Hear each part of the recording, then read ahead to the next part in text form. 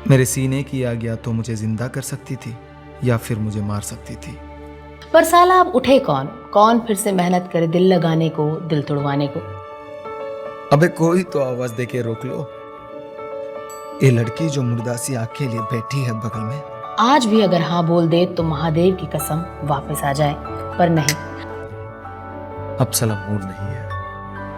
आंखें मूंद लेने में ही सुख है, सो जाने में ही भलाई है। पर उठेंगे किसी दिन उसी गंगा किनारे डमरू बजाने को, उन्हीं गलियों में दौड़ जाने को, किसी जोया के इश्क में फिर से पड़ जाने को। पर अफसोस कि रांझना का ये क्लाइमैक्स अब वैसा नहीं रहेगा। इसे बदला जा रहा है और एक हैप्पी एंडिंग की शक्ल में इसे री रिलीज किया जाएगा। ये कौन लोग हैं जो इस तरह के आइडियाज के साथ आते हैं? और उससे भी बड़ा सवाल ये है कि इसे आखिर अप्रूव करता कौन है? पहले गाने का रिमिक्स वाला चरस कम था कि अब फिल्म को भी चेंज करने पर तुले हुए हैं। 2025 में क्या देखा? आइए समझते हैं क्या है पूरा मामला। 2013 में आनंद एल राय ने एक फिल्म बनाई रांझना। उस वक्त इस फिल्म को लेकर क्या बातें हुई, इसके बारे में लोगों ने क्या राय रखी, बॉक्स ऑफिस पर इसका लेखा जोखा क्या रहा, इन तमाम सवालों में उलझे बिना फिलहाल इस एक सच पर अपनी बात को रोके रखते हैं कि आज ये फिल्म कल्ट बन गई है। फिल्म को कल्ट बनने में समय लगता है, इसके लिए कोई तयशुदा टाइमलाइन फिक्स तो नहीं की गई है, लेकिन 12 साल भी एक लंबा वक्त होता है। अब कुंदन जोया की कहानी को बदलने की बात की जा रही है। जी हाँ, एक खबर आई है कि रांझना के तमिल वर्जन को एक हैप्पी एंडिंग क्लाइमैक्स के साथ री रिलीज किया जा रहा है। मरे हुए कुंदन को एआई के सहारे जिंदा करने का प्रयास किया जाएगा। मतलब कमाल है, डायरेक्टर आनंद एल राय को इसकी खबर तक नहीं थी। जब उन्हें पता चला कि ऐसा कुछ होने वाला है तो इससे वो बहुत खफा हुए। चूंकि रिलीज के बाद फिल्म सिर्फ डायरेक्टर एक्ट्रेस की ही नहीं रहती है, बल्कि दर्शकों की भी हो जाती है। ऐसे में एज ए सिनेमा लवर हमें भी ये बात रास नहीं आ रही है। ऐसे कैसे कर सकते हैं आप? लेकिन ये हमारी और आपकी व्यथा है, उनकी नहीं जिनके पास राइट्स हैं और वो ऐसा कर सकते हैं। क्या उन्हें हमारे इमोशन से रत्ती भर भी फर्क नहीं पड़ता? कोई उन्हें समझाए कि एक कुंदन मरा नहीं था उस दिन, एक बिंदिया टूटी थी, एक जोया थम गई थी और एक पंडित बिखर गया था। रांझना अधूरी मोहब्बत नहीं, 3 अधूरी कहानियों की कब्र है। उसे जिंदा कर दोगे तो बस कुंदन नहीं लौटेगा, पूरी कहानी का सच बिखर जाएगा। कुछ किरदार सोए हुए ही अच्छे लगते हैं क्योंकि उन्हें जगाओगे तो मर्म मर जाएगा।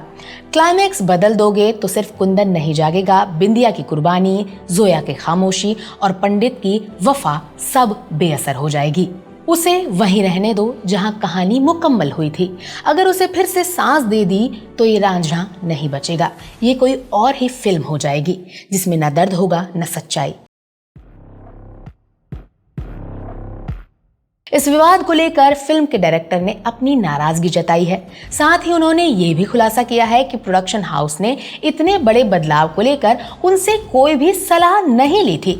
यहाँ तक कि डायरेक्टर ने एक इंटरव्यू के दौरान ये भी कहा कि एक स्टूडियो को कहानी की परवाह नहीं होती, बस कुछ करोड़ कमाने के लिए ये राइटर, डायरेक्टर और एक्टर की रचना के साथ छेड़छाड़ कर रहे हैं। इस पर प्रतिक्रियाएं भी आई हैं।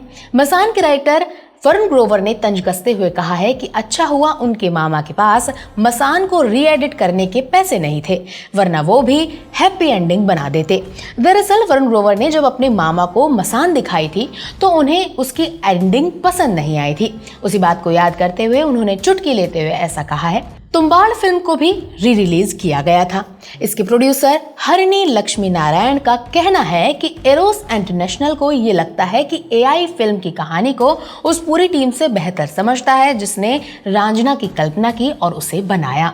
विक्रमादित्य मोटवानी ने भी इस बदलाव पर एरोस को घेरा है और कहा है कि एआई को फिल्म की आत्मा समझने का भ्रम पाल रखा है। वहीं एरोस ग्रुप के सीईओ प्रदीप द्विवेदी ने कहा है कि ये बस नई रचनात्मक कल्पना है, बदलाव नहीं है। ऐसा दुनिया भर में किया जा रहा है जिसमें फिल्म का special edition, alternate cut version और भी अन्य चीजें शामिल हैं। मगर हमारा बस इतना कहना है कि मत चेंज करो प्लीज यार। ले दे के इक्का दुक्का फिल्में हैं जिनको याद करके बॉलीवुड बॉलीवुड फैंस लहालोट होते हैं, उनकी भी भद पिटते हुए देखा नहीं जाएगा। गानों की रीमिक्सिंग के नाम पर जितना जहर पीना था पी चुके हैं। डेली सोप्स का भी रीमेक बन ही रहा है। कम से कम रांझना को बख्श दो मालिक, क्योंकि चंद पैसों के लिए इस बार भले ही कुंदन जिंदा हो जाए तुम्हारा, लेकिन ऐसे गुनाहों की वजह से फैंस के भरोसे की जो अर्थी उठेगी उसका वजन बॉलीवुड के लोग उठा नहीं पाएंगे। बहुत ही माफी के साथ आप देख रहे थे विट्टी चोखा। वैसे आपको क्या लगता है, आपकी नजर में ये बदलाव कितना सही है? हमें कमेंट करके जरूर बताएं और बने रहे विट्टी चोखा के साथ।